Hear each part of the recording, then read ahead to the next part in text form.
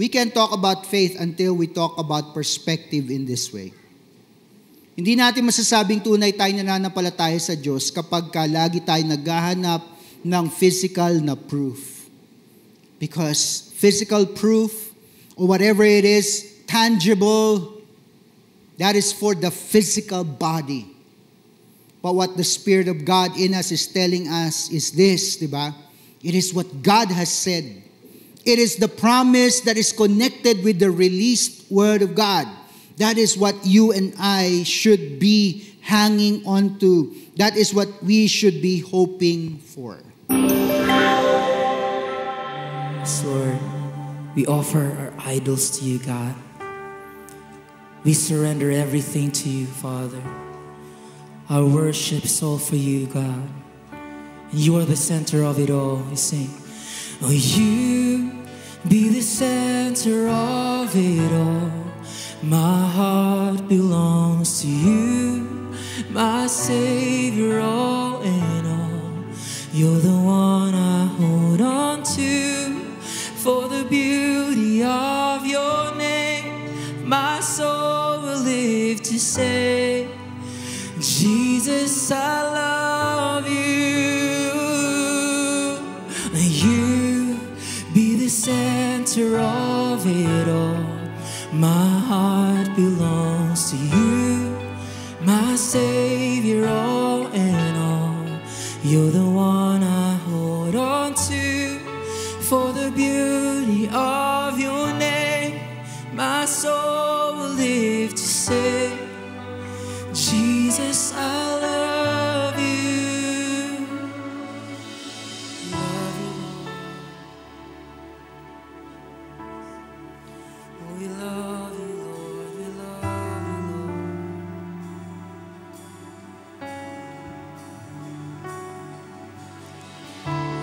Maybe we've made this complicated,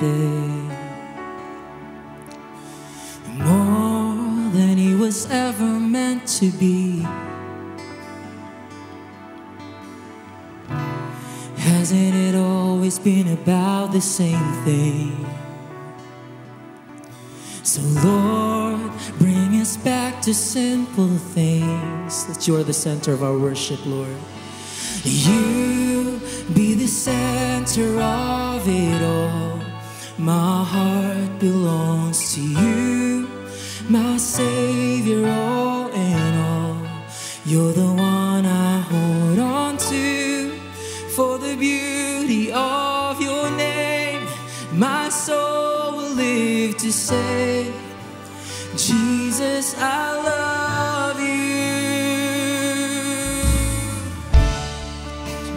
Teach us to discern the moment, when to serve and when to sit here at your feet. Keep us awake to what's important, just like Mary chose the better thing. For you are the center of it all.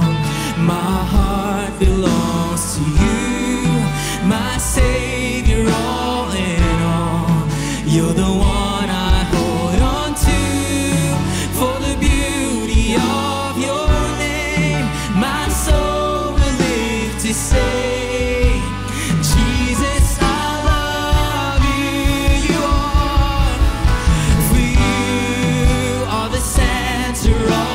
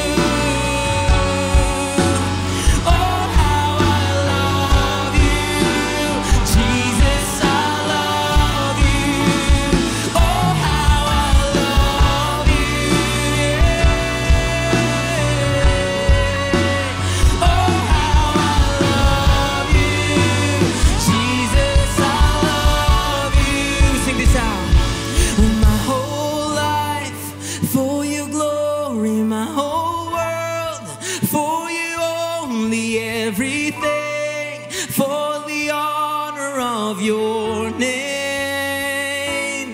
If my days tells a story, let it be of you only, everything for the honor of your name. Come on, sing it out, Cornerstone. My whole life for your glory, my whole world. Everything, God, everything I am, God, for the honor of your name. If my days tell a story, let it be of you only, everything for the honor of your name. My whole life for your glory, my whole world for you only, everything for the honor of your name. If my days tell a story, let it be of you only, everything for the honor of your name. See to it. Oh, how I love you, oh Jesus. Oh, how I love you, Jesus. I love you. Oh, how I love you. Oh, how. This is our prayer, church. Come on, sing it out. Oh, my whole life for your glory, my whole world for you only, everything all the honor of your name. If my days tell a story, let it be of you only, everything. Come on, give your best praise to the church. My whole life for your glory, my whole world for you only, everything for the honor of your name. If my days tell a story, of you only, everything. Come on, just your voice, make this your prayer. Say, my whole life for your glory, my whole world for you only, everything for the honor of your name. If my days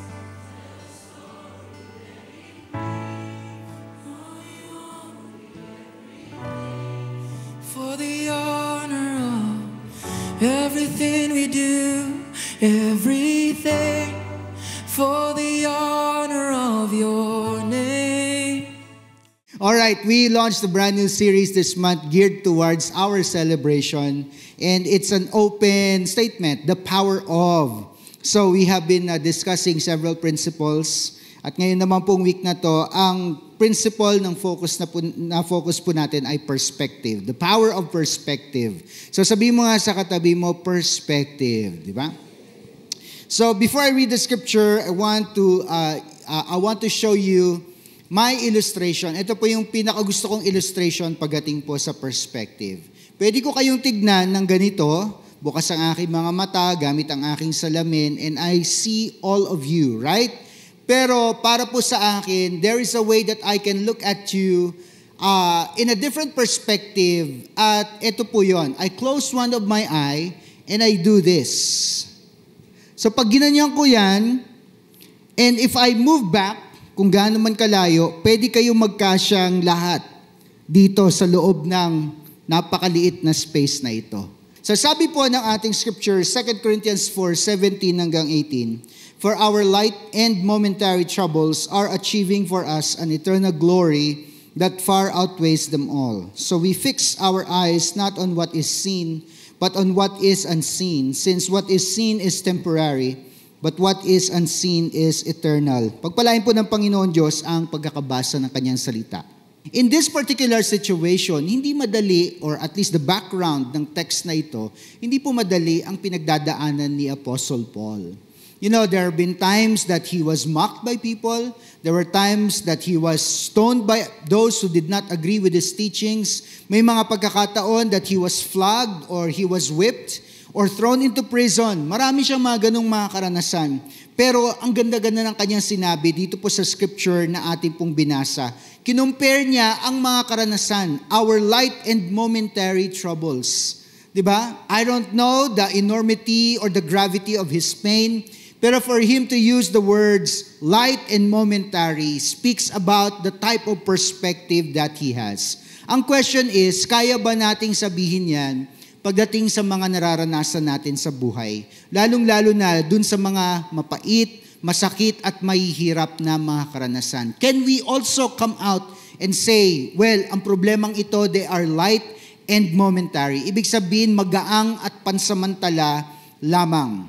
So let's talk about the power of perspective. Number 1, pain is real but it is not final.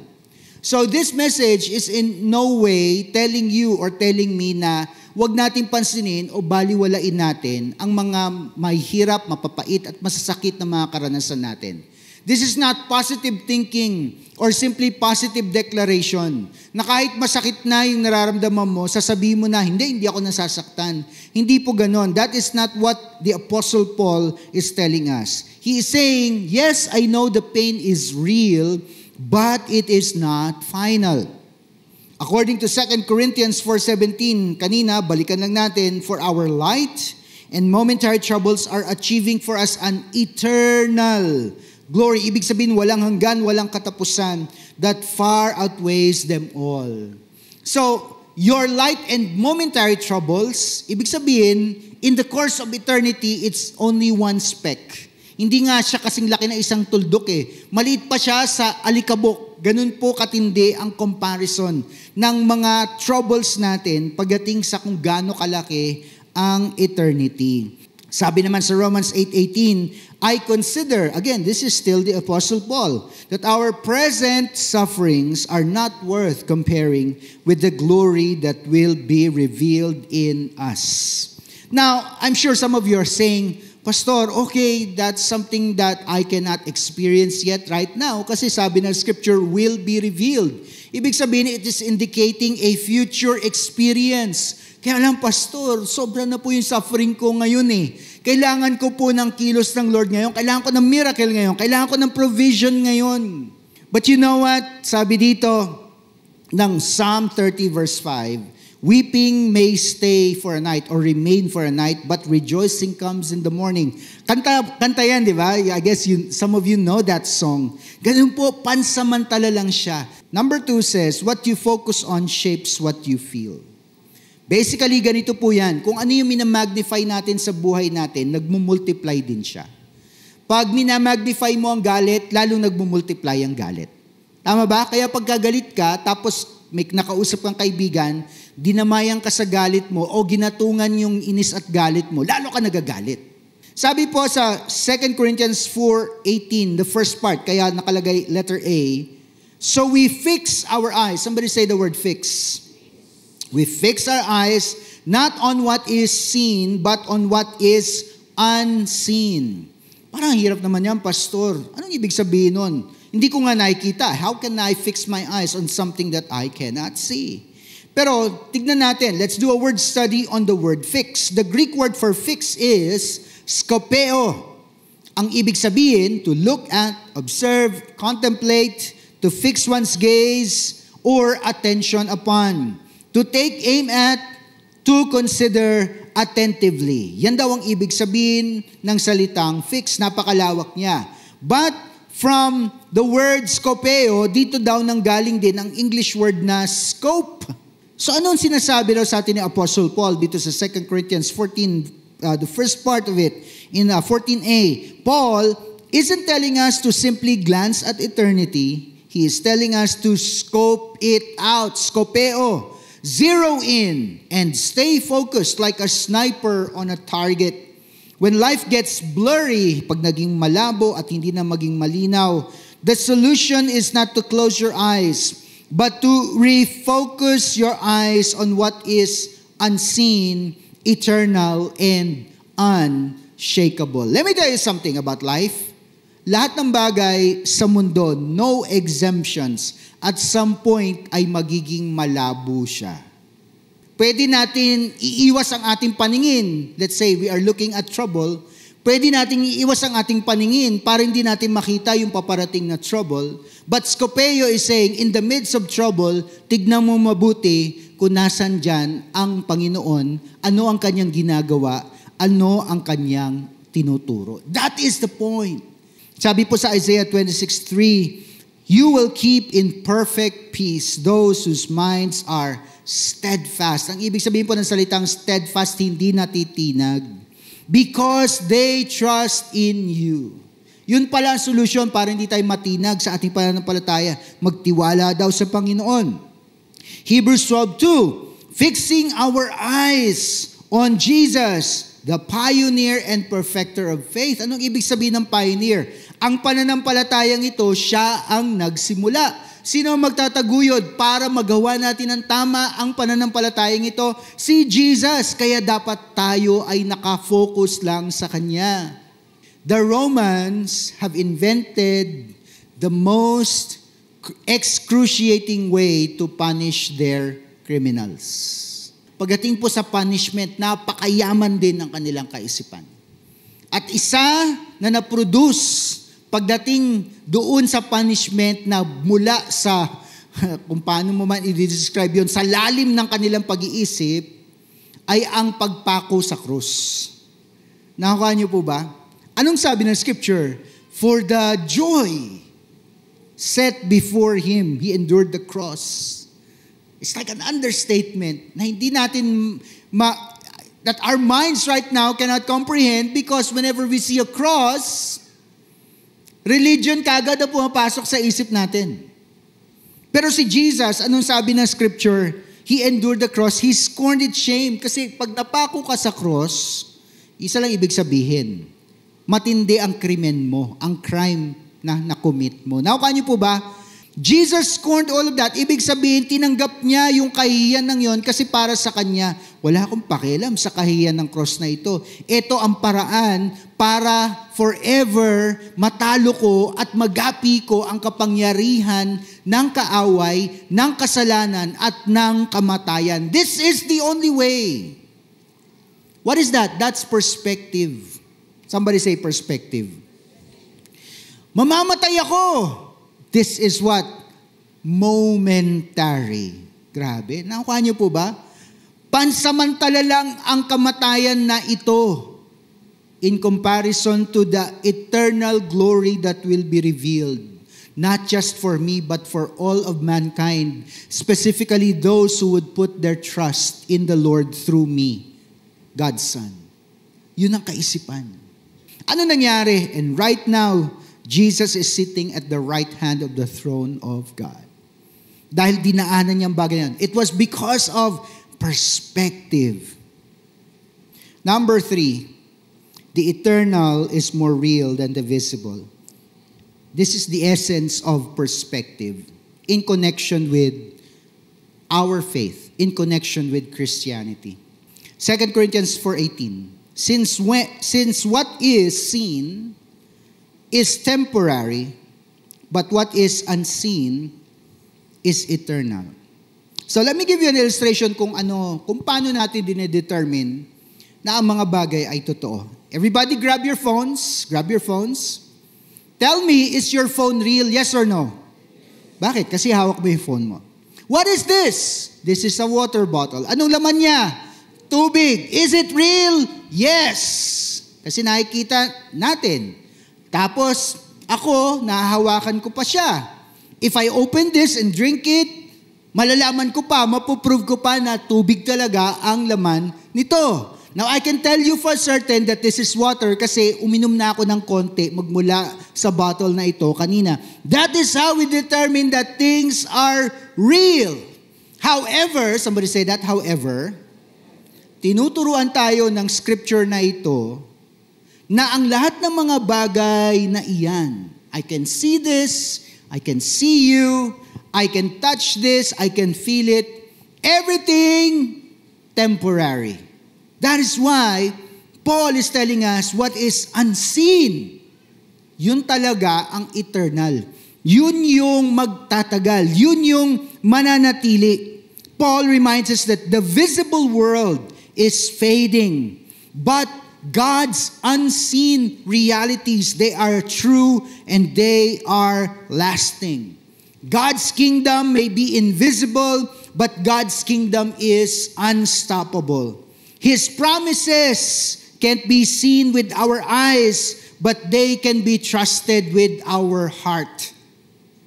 If the scripture says, "My God shall supply all your needs according to His riches in glory in Christ Jesus," yes, you can say, I can read the words, I can see the words, pero hindi ko pahawak yung provision. Hindi ko pahawak yung riches. Hindi ko pahawak yung sagot ng Panginoon sa bagay na sinasabi ng talatang ito. But what are we saying? You can trust the words. You can trust the revelation. You can trust the promise of God. Yan ang ibig sabihin ng the things that are physical are temporary. But in reality, because we are operating in God's kingdom, it is the invisible things spoken out of the words, coming out of God's mouth. They are the ones that are going to remain. Faith is not about denying the visible, but it's all about trusting the invisible more deeply. That's the qualifying term. More deeply. Yes, alam ko, totoo ito. Alam ko laman yan. When I get sick, yes, I know there's pain in my body. I know I'm suffering with some sort of disease. But God's word says, if I believe, if people who believe lay their hands on me and pray for me, the sick person will get well. I choose to believe that more deeply. Yun yung qualifying term. We just cannot help ourselves unless we put our faith in what God has said. Tao tayo eh. We are physical beings. We cannot help ourselves and say, unless I see it, unless I touch it, unless I can prove it by my senses, I will say it is real. Kailangan natin ng proof. Bago tayo mag-obey sa Lord, kailangan may talagang dumadagong-dong na salita galing sa langit. Sumunod ka na, anak. Huwag ka nang magpatumpik-tumpik pa. Yan ang gusto natin. And that is why, most of the time, we really miss what God is saying. We have disobeyed rather than obeyed God. In Hebrews 11:1, now faith is the substance of things hoped for. It is the evidence of things not seen. What are we doing, Christians? What are we doing, believers? The world is obsessed with instant and seen. Kaya nga when we say fast food, we want it immediately. Instant, that is what we want. That is what we think we need. Kaisipan ng mundo. Kaya lang, eto mga kapatid, si Jesus, He invited His followers to trust in the eternal and the unseen. So anong pinagkaiba natin sa mga hindi nananampalataya sa Diyos? Kung ang basihan natin ng mga bagay-bagay sa buhay natin ay yung mga bagay na kaya lang nating patunayan. We are obsessed with instant and seen. Ngayon na, makikita na, mahahawakan na, mararamdaman na, makukuha na. That is not what Jesus is teaching us. Colossians 3:2, set your minds on things above, not on earthly things. Come on. Tapikin mo nga yung katabi mo. Sabi mo, kamusta? We can talk about faith until we talk about perspective in this way. Hindi natin masasabing tunay tayo nananampalataya sa Diyos kapag lagi tayo naghahanap ng physical na proof. Because physical proof, or whatever it is, tangible, that is for the physical body. But what the Spirit of God in us is telling us is this, di ba? It is what God has said. It is the promise that is connected with the released Word of God. That is what you and I should be hanging on to. That is what we should be hoping for. So we talked about perspective, how it affects us, and what we should be focusing on as believers. I want to draw this to a conclusion by referencing a story in the Old Testament kung saan 12 men, spies, were sent to walk the same land, see the same cities, taste the same fruit, face the same giants, but when they returned, they gave two very different reports. Saan nyo matatagpuan? Numbers 13. Starting from 27. They gave Moses this account. We went into the land, ito yung 10, to which you sent us, and it does flow with milk and honey. Here is its fruit. But, ito na yun yung 10. Kasi 12 yan eh. 10 had a different perspective compared to the other two that had heavenly perspective.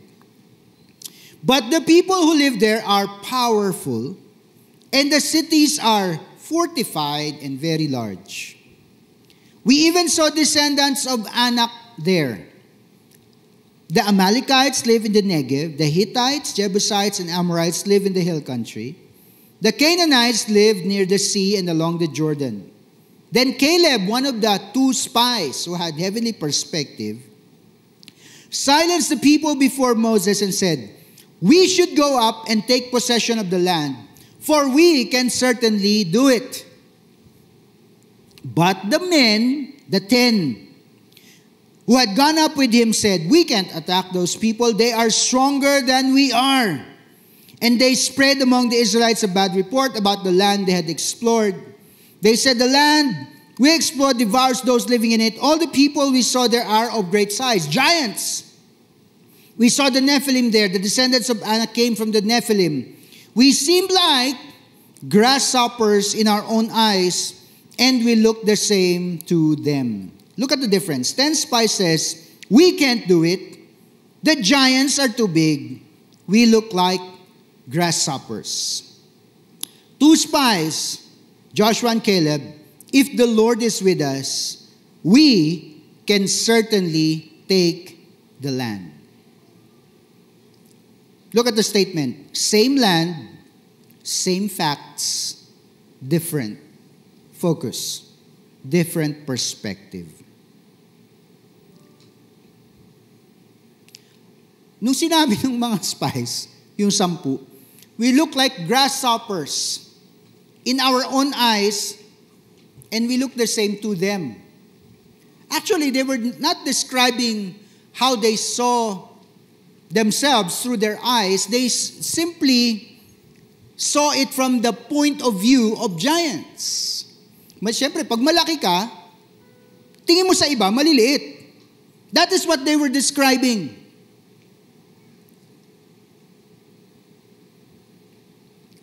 Pero sabi ni Caleb, "Giant ba? Hindi naman eh. Kasya nga sila dito." Anong tawag doon? Perspective.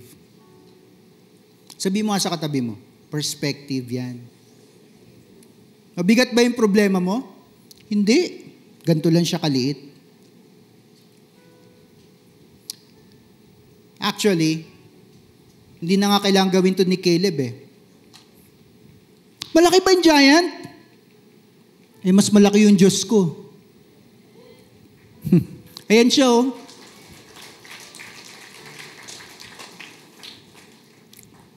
Eh, hindi lang naman Diyos ni Caleb yun, Diyos din natin yun.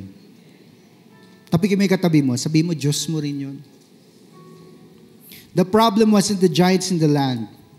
It was the giants in their perspective. Ano ba nangyari? Fear had become their focus.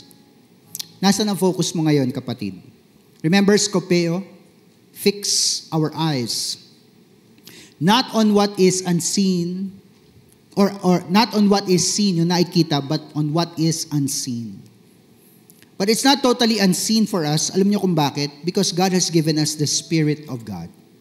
He has deposited in us the Holy Spirit. The Holy Spirit guides us into all truth. Ang laki ng advantage ng Christians to see how God is moving. Maybe not literally, but to have that understanding in their spirit. May ginagawa ang Diyos. Hindi pa siya tapos. The pain is real, but I believe God's power is greater than my pain. I don't have the resources now, pero alam kong hindi ako pababayaan ng Panginoon Diyos. Mahirap man ang sitwasyon ng buhay ko, pero pansamantala lang ito. God is building character. God is building patience. God is building strength. Sometimes those things, are things that we don't see now, but they're an accumulation of many years of learning, discovery, faithfulness, and obedience. Balang araw makikita mo yung resulta nung lahat ng araw, linggo, buwan at taon na ikaw ay naging tapat, naging obedient sa Panginoon Diyos. One day you're going to realize, grabe no, I can't imagine I have the strength. I can't imagine I have the faith. I can't imagine I have the wisdom. I can't imagine I have the understanding to do all of these things. Saan ang galing lahat ng yun? Sasabihin ng Panginoon Diyos, when you look back at your life, they are an accumulation of the trust and the faith and the heavenly perspective that you chose to believe in rather than the situation surrounding you. I want you to close your eyes right now. Kausapin mo yung circumstances mo. Sabi mo sa kanya, circumstances, sabi mo yung salitang yon, circumstances, you are not the defining factor of my life today. God's word is, His truth is, His power is. Thank you, Lord.